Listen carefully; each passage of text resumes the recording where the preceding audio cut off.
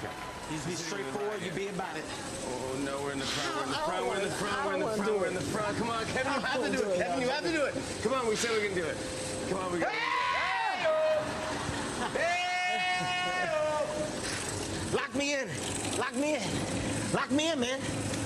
Come on, Prophet. Right, no. Push it further. Lock it. Push it as far as you can go. What? I'm freaking out, man. Wait. Let's go. Oh, my God. Wait. No. Oh, no. Oh, God, no.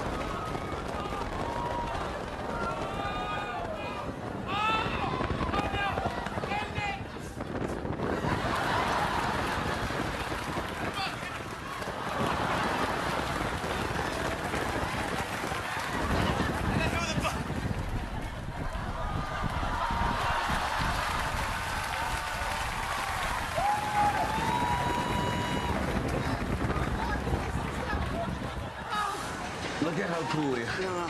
Feel cool, man. I feel real good. You look like Doc from Back to the Future. You look like Marty just came back from 1976. And you're mad about what he saw. Dude, you did great. I did good. You did great. Let's just go. Here's the good news. We're going to go again. We're going to what?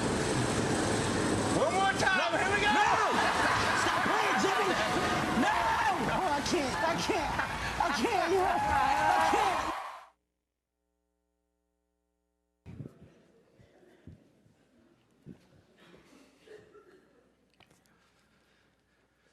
I like that video because it,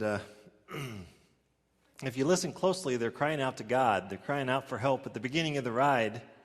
And then by the end, I don't know if you noticed, but they're saying other things. They've forgotten who they'd cried out to for help. And they're saying things like, hey, you did good. I did great. I mean, you did great. I did good. I mean, however they were saying that, they'd completely forgotten about God by the end. You know, I've always heard the phrase that the Christian life is a lot like a roller coaster. Have you heard that before? You go up and you go down, up and down, and up and down. Maybe have you experienced that before? You know, while life is definitely truly up and down, I mean, there's good times and bad times, does it have to affect our worship? Does it have to affect our trust in Him? Does our worship have to go up and down? Or can we actually trust in Him even in the hard times? I think it's a common experience, maybe not for all of us, but a lot of us can pretty easily get so wrapped up in life, so busy, so overwhelmed to the point that we forget about God. Not on purpose, but we end up in survival mode, don't we? But isn't it in those most difficult of times that we actually need to remember Him? We need Him to be a part of our life. I think it's important for us to find ways to not make our Christian life a roller coaster. I mean, yes, things are going to be happening to us, the down times and good times, but can we learn to trust Him and worship Him evenly, constantly through those times? You think that's possible? You know, a good example of a roller coaster ride of worship is found in the Old Testament. I want to look this morning at Exodus chapter 1, if you'll turn with me there. People that like to ride the roller coaster, really. If you remember the context of the story we're going to get into, basically God has done this incredible thing by rescuing really the whole world from famine, by raising up a leader named Joseph. And it was really in spite of what Israel was doing, what the family of Jacob were doing, They were making all sorts of wrong choices, and here God was rescuing them anyway, right? That's what's happening in this story. And we see towards the end of that story that the Israelites are moved to Egypt, and they get to enjoy just some great times. I mean, they prosper, they multiply. There's just a great times of the blessings of God in Egypt. They do really good for a lot of years.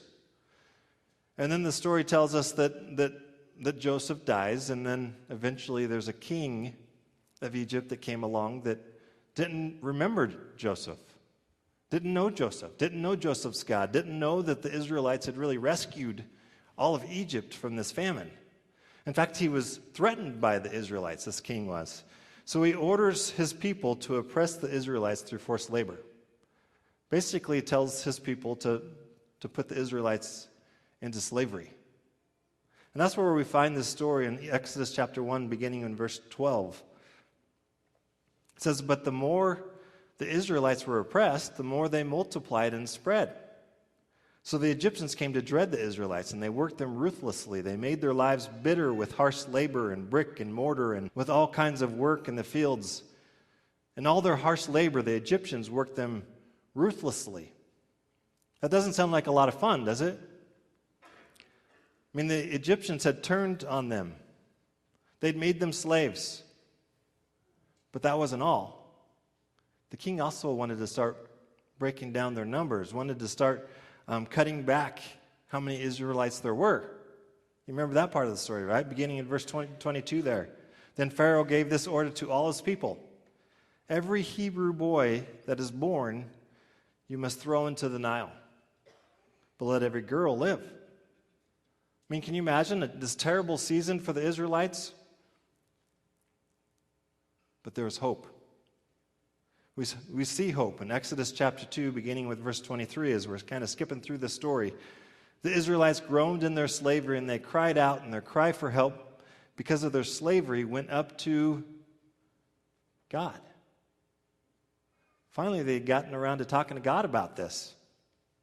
God heard their groaning, and he remembered his covenant with Abraham, with Isaac, with Jacob. So God looked on the Israelites and was concerned about them. What does this tell us about our God? That he listens when we cry out to him?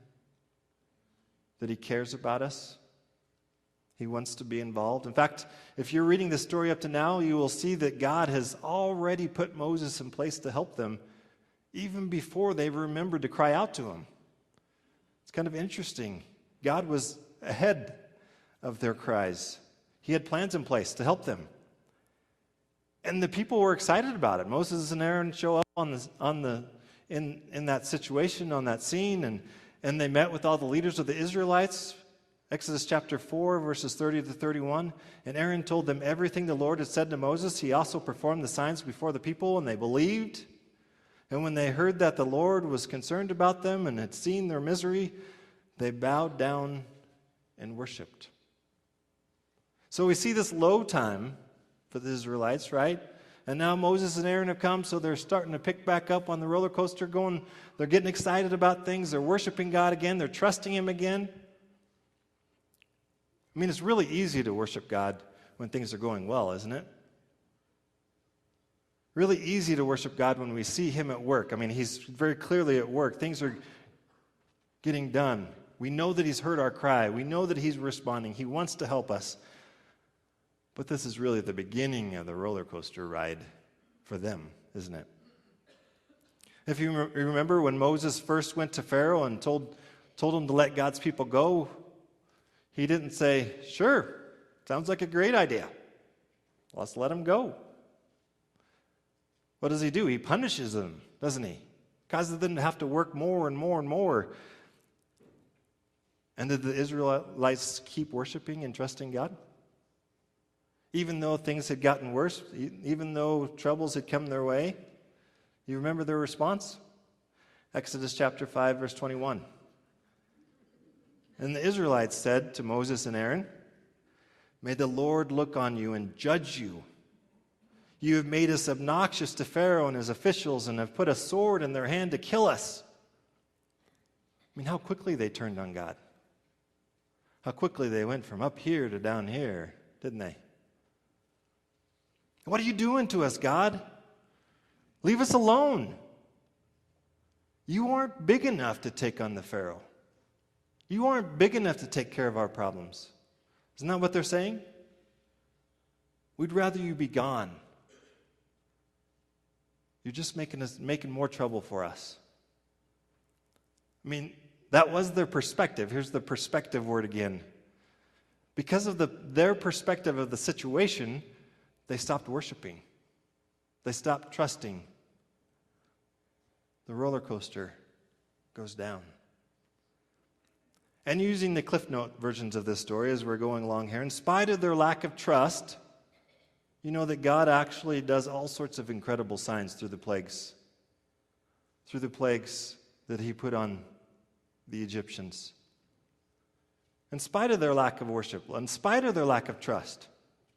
And towards the end of the plagues, God decides that he's going to call them to obedience. I want you to trust me in this. I want you to return your worship to me. And he calls them to a very beautiful scene of a table with a sacrificial lamb and the protection from a curse because of the blood of the lamb. God, through his power, he rescues his people, rescues them. And it becomes another high point to their journey, isn't it? Now, I wish I could say that at that point, the Israelites got it and they kept worshiping God and trusting God no matter what was happening in their lives, and everyone lived happily ever after. You guys know this story, so you know that's not true. In fact, somehow the opposite happens. Instead of celebration, they return with frustration. And I almost think it's part of being human to not have a very good memory. You ever thought about that before? Why can't we remember things? Why do we lose track of things that are important to us? I mean, fast forward through the plagues and the exodus from Egypt, and we find the Israelites. They're standing on the edge of the Red Sea, right? And the Egyptians, they're coming in. They're on hot pursuit. And listen to this. Exodus chapter 14, verses 10 to 12.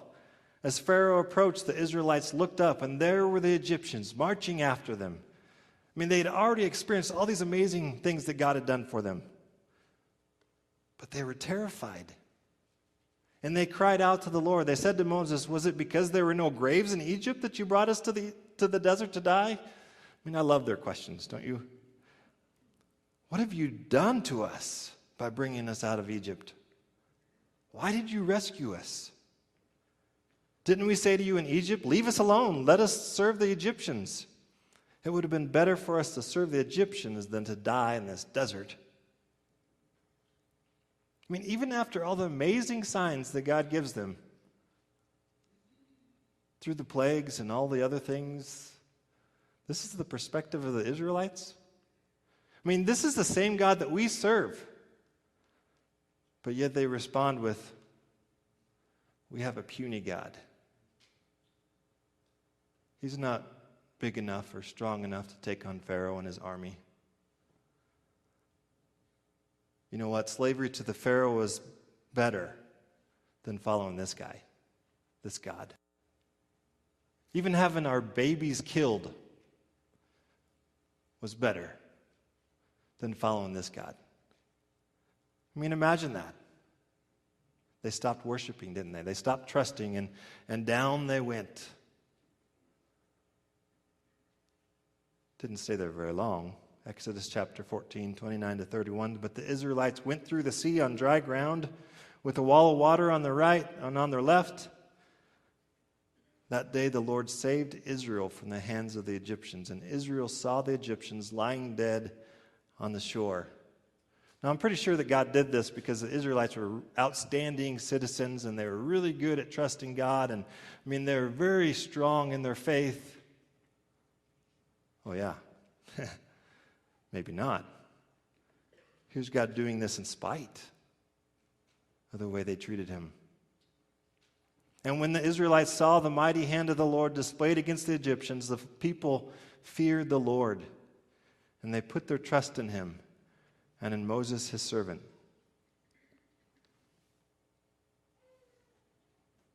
But not for long, right? Exodus chapter 15, verses 22 to 26. Then Moses led Israel from the Red Sea, and they went to the desert of Shur. For 3 days they traveled in the desert without finding water. When they came to Marah, they could not drink its water because it was bitter. That's why the place is called Marah. So the people grumbled against Moses, saying, "What are we to drink?" Then Moses cried out to the Lord, and the Lord showed him a piece of wood. He threw it into the water, and the water became fit to drink. There the Lord issued a ruling, instruction for them, and put them to the test. He said, "If you listen carefully to the Lord your God and do what is right in his eyes, if you pay attention to his commands, and if you keep all his decrees, I will not bring on you any of the diseases I brought on the Egyptians. For I am the Lord who heals you." I mean, what does this tell us about our God? For one, he's really patient, incredibly patient. But we have some great news here. God is our provider. God is our healer. He wants to help us. We can trust him. And up they went. But again, it's kind of a broken record. It's kind of like in the video where they got back on the roller coaster again. That trust didn't last long because they couldn't find food. Exodus 16, verses 2 to 3, in the desert, the whole community grumbled against Moses and Aaron. The Israelites said to them, "If only we had died by the Lord's hand in Egypt. There we sat around pots of meat and ate all the food we wanted, but you have brought us out into the desert to starve this entire assembly to death." I mean, what are they saying about God? You've had it out for us since the very beginning. I mean, they're back in the dumps. They're no longer trusting. They're no longer worshiping God. But listen to God's response, and I just am amazed at how patient God is. Verse 4, then the Lord said to Moses, "I will rain down bread from heaven for you. The people are to go out each day and gather enough for that day. In this way I will test them and see whether they will follow my instructions, whether they will trust me, whether they will worship me. On the 6th day they are to prepare what they bring in, and that is to be twice as much as they gather on the other days." I mean, you see how this story is continuing, that these Israelites are struggling with worship. They're struggling with trusting God. They're going up and down, up and down, up and down. And then God is trying to train them to be dependent on him. Train them to trust. Train them to worship. And he's trustworthy, isn't he? Have we seen that he's trustworthy in the story? Leading them by a pillar of cloud by day, by a pillar of fire by night. He's giving them direction. He's providing them food with manna and quail. I mean, he's even providing water, showing them that they can depend on him. They can trust him, even in the desert. Yet somehow those years of slavery must have impacted the way they think about things. They must not trust. They must not trust any leaders. Maybe slavery is the explanation. They just can't maintain their worship. I mean, they just can't keep trusting him for some reason. When will they get it? Will they ever get it? Will they ever get off this roller coaster where they keep going up and down? Can't they just trust God? Can you relate to this story? I can. I worship God. I mean, I have this moment of trust, this beautiful moment where God just feels so present and close to me, and then somehow I forget who he is. I forget that he's involved in my life, that he cares for me, that he wants to be involved, he wants to heal me, he wants to be a part of my life. I forget that he's my provider. And I go through this rough patch in my life, and I lose my perspective. I forget to celebrate God's presence in my life. and I find myself frustrated with the circumstances that I'm in. Have any of you been there before? But aren't you glad that God doesn't abandon us as quickly as we abandon him? Could it be that it's him that's sustaining us through those hard times? I mean, is that the right perspective of God? That he's with us even when we're struggling? Have you seen that anywhere in the Bible? Oh yeah, we just covered that story. Amazingly patient God coming alongside of his people, trying to train them to trust him and to worship constantly, no matter what situation you're in, no matter how difficult it is, trusting him. What's interesting is that Jesus encountered a very similar situation to the Israelites. Jesus has this amazing, glory-filled moment with God. I mean, if you look at his baptism, he has this moment similar to what the Israelites have encountered. They've had this moment with God, this amazing high time with God. Matthew 3:16-17, as soon as Jesus was baptized, he went up out of the water. At that moment, heaven was opened. He saw the Spirit of God descending like a dove and alighting on him. And a voice from heaven said, "This is my Son, whom I love. With him I am well pleased." I mean, can you imagine? He knew God was there. He could feel God the Father's presence. So close. And yet the very next verse, Matthew chapter 4, verse 1, then Jesus was led by the Spirit into the wilderness to be tempted by the devil. After fasting 40 days and 40 nights, he was hungry. So much like the Israelites, Jesus was out in the desert. And it seems like it was God that directed him there. His Spirit, just like the Israelites. And he was hungry, just like the Israelites. I mean, it really looks like this roller coaster ride where you have this high moment and then he's down in the dumps, right? But something's different here. Jesus isn't grumbling at God. Jesus is not withdrawing his trust from God. He's not stopping worship of God the Father. In fact, when you look at the story, I mean, he hasn't fed himself on purpose. I think my mic just died for a second there. I mean, he's been fasting on purpose. So unlike the Israelites who were probably out there looking for food, I mean, that's what I would have done. If I was out in the desert, didn't have food, I'd go looking for food. I mean, I would have been trying to feed myself. Here's Jesus wanting to be completely dependent on God the Father, even though it seems like God hasn't provided for him. Isn't that what it looks like? He's hungry. God hasn't provided any food. Why isn't he doubting God's presence there? Did you see how Jesus is just content to hang out in the presence of God? Food or no food? Doesn't matter to him. Whether the situation is a bad situation or a good situation, I mean, his trust is constant. I mean, do you see how the devil tempted Jesus? It's kind of interesting. In verse 3, the tempter came to him and said, "If you are the Son of God, tell these stones to become bread." What is he saying to Jesus? Come on, Jesus, you don't need God's help. You don't need to depend on him. You can take care of yourself. Isn't that what he's saying here? I mean, have you ever attempted to do it for yourself? Just take care of yourself? You don't need God. Give up on God. It's pretty easy to be there when life stinks. Jesus answered him, "It is written, man shall not live on bread alone, but on every word that comes from the mouth of God." He trusted God. His faith didn't go up and down with his circumstances. Verse 5, then the devil took him to the holy city, had him stand on the highest point of the temple. "If you are the Son of God," he said, "throw yourself down.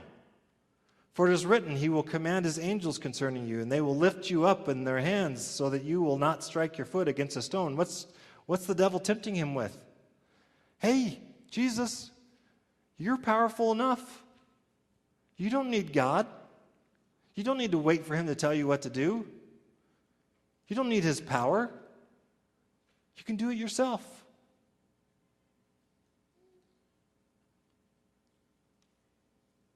Who is the devil convincing him to worship? Jesus has answered him. It's also written, do not put your Lord to the test. Again, the devil took him to a very high mountain, showed him all the kingdoms of the world and their splendor. All this I will give you, Satan said, if you will bow down and worship me. All you have to do is give up on God. Stop trusting him. He obviously isn't here anyway. He's allowed you to be hungry when you shouldn't be. He's not providing for your needs. Trust in me. I'll take care of you. Jesus, in verse 10, away from me, Satan, for it is written, worship the Lord your God and serve him only. He knew what this was about. This was about worship. This is about trusting God. I mean, Jesus is in a tough situation. I mean, he is in the desert literally. He's being tempted to give up on God, to give up his trust, to forget about God. And while the Israelites would have already been grumbling by now, he doesn't. He decides to trust God, even when things aren't going so well. Somehow, Jesus maintains his consistency in his worship. He remembered who he was he was following. He didn't forget to include God into his life. And you see how it ends in verse 11. Then the devil left him, and the angels came and they attended him. God took care of him, didn't he? Just as he promised. Life came back up.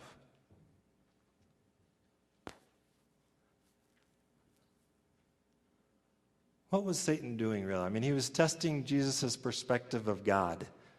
If you think about it, I think you could relate the same story to the Garden of Eden. What was Satan trying to tempt Adam and Eve with? You don't need him. He's not providing for you. He's actually hiding things from you. You can't trust him. And isn't that what we struggle with the most in humanity, our perspective of God? We try to fix things. We try to be our own God. We forget to depend on God. We lose perspective in life. We lose perspective on who God is. Mostly because we get entangled into troubles and busyness and all sorts of other things, and we forget. Our worship tends to go up and down the roller coaster. In our journey to become better worshipers, I think our perspective is probably the most difficult to maintain. It's the easiest target for the enemy to attack, how we see God, whether we believe that he's there, whether we can trust him. The perspective that God is a God who loves us and cares for us and wants to help us and heal us is important for us to somehow maintain in our minds. And when we forget to include him in our lives, we are stealing worship from him. We are. So how do we stop this cycle of worship going down and then up, trusting him and then not trusting him, forgetting to depend on him? It's not a very easy task, is it? There are some gifts that he's given us, though, some habits, some things that he's given us. I think our time with him during the week is important. Spending time in his presence, remembering who he is, what he's done for us, our time in communion, our time gathered together. I mean, all those things are important to restore that focus so we don't forget that we're worshiping him, who we are worshiping. But I think God also gives us a hint in this story in Exodus. Did anyone notice it? Look at the Exodus 16 verse again. It says, then the Lord said to Moses, I will rain down bread from heaven for you. The people are to go out each day and gather enough for that day. In this way, I will test them and see whether they will follow my instructions. See if they will trust me. On the sixth day, they are to prepare what they bring in, and that is to be twice as much as they gather on the other day. You see what he's talking about in that last verse? See what he's alluding to? The Sabbath? Now think about the context of the Sabbath. I mean, if you really think about this, every day of the week, I'm going to supply for every need that you have. And you are going to do your part of trusting me, worshiping me, by going out each day and collecting exactly what you need. Not more. You're not supposed to hoard. You're not supposed to try to gather in all this stuff so you no longer have to trust me. You just gather enough for that day. And this is a test to see if you'll follow my instructions, to see if you'll trust me. That's what the scripture says. On the sixth day, I will provide for you what you need, and you'll do your part by going out and collecting what you need. But this time, I want you to gather twice as much. And on that seventh day, you're not going to gather. You're going to have to trust me with what I've already given you. And you will have enough. I will provide. I mean, do you see what the Sabbath is doing for these Israelites? Do you see what a day off? I mean, it's a test of trust. Now remember their context. They're coming out of slavery. They're coming out of being consumed by work.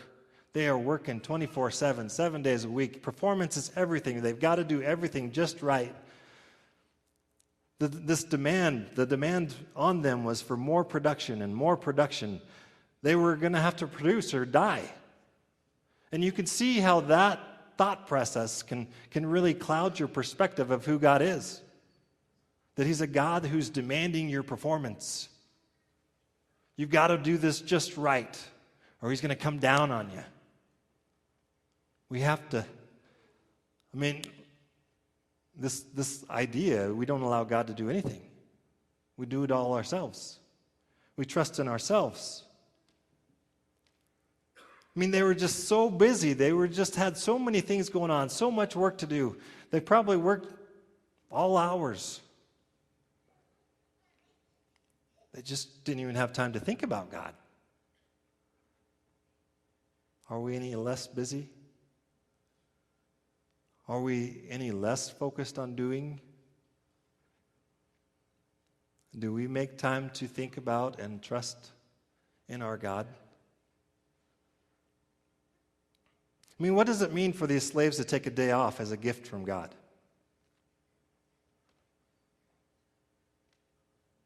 What does it mean for us?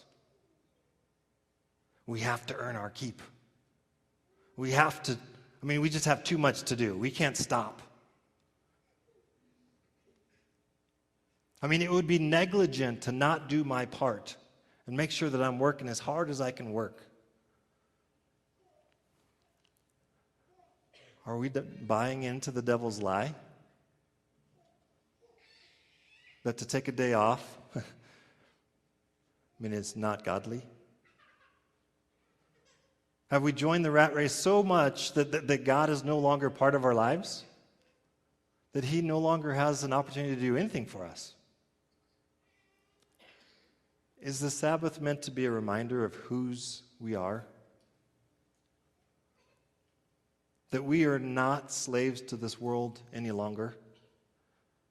I mean, think about it. These people, these Israelites, they were forced into this thought process that they could actually take a day off. And they moved around. I mean, if you follow their story, they interacted with all sorts of different types of people, different people groups. And these people groups, I'm sure, were all about performance. They had to make sure they got everything done so they could survive. And these people move into town. And they don't work one day a week. This looks really odd. How did they get away with that? Who is providing for them so that they can take a day off? They would look odd, wouldn't they? They were no longer slaves. They knew that God provided for them. They knew that they could trust him. I mean, what are we saying to God when we choose to not take a day off? Sorry, God, you're not big enough. You can't handle this like I can. Is that true? Look at how the Sabbath is stated in the Ten Commandments in Deuteronomy chapter 5, and it's a really long description.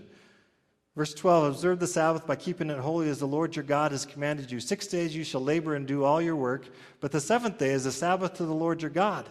On it you shall not do any work, neither you nor your son or your daughter, your male or your female servant, your ox, your donkey, or any of your animals, nor any foreigner residing in your towns, so that your male and female servants may rest, as you do.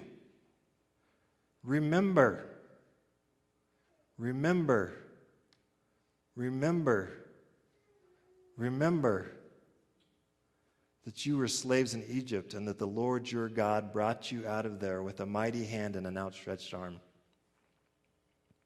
You are not your own. He rescued you. Therefore, the Lord your God has commanded you to observe the Sabbath day. You are no longer slaves. The very fact that you stop working shows the world that you have been liberated by God. We are free people. We trust that He will provide even if we don't work continuously. So one way to help us from forgetting about God in our everyday lives, and I need a lot of help remembering, is practicing a Sabbath. Organizing your life, you can actually take a day off. Embracing your limits. Trusting that God is God and that you're not. I mean, He's the one that's indispensable. I'm not. I'm the creature. I'm not the God. The world continues to work just fine when I stop. I can trust Him. Do you believe that? I heard one amen. Believe me, this is not easy for me. I'm probably the worst person to be standing up here talking to you about this. For those of you who know me, I struggle very much with taking a day off. But I think this is so important for us as a people. So important for us to understand why we need to take a break, why we need to be recharged, why we need to take some time to think about who our God is and what He does for us, what He's done.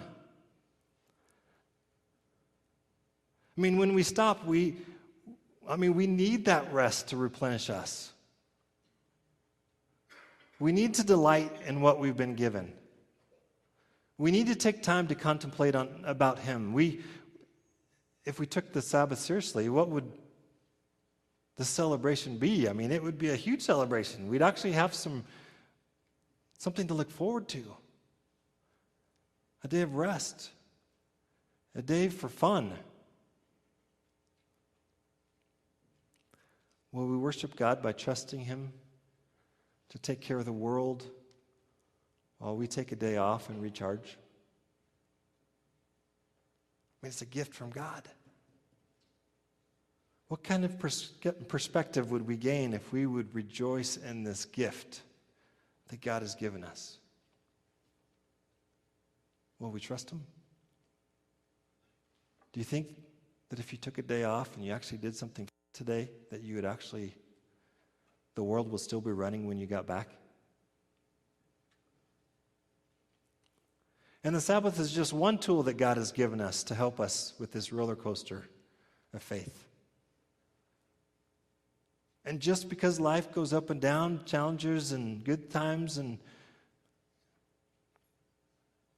let's work to get off of that roller coaster and trust Him constantly. When life gets too busy and chaotic, let's choose to protect our worship and our focus on Him. We can choose to stop and think about Him, who He is, who we are because of Him. We can choose to trust Him with our life. So I want to just challenge you this morning. I don't know what is going through your head, what God is talking to you about. I know what He's talking to me about. I just want to challenge you this morning to respond to what He's talking to you about. How do we keep our worship constant? How do we embrace Him throughout the whole week? How do we pause so that we can be replenished, so that we can actually remember what He's done for us? Can you just spend a few moments this morning spending time with your God, thinking about what he's saying to you, responding to him. Would you do that for the next couple minutes?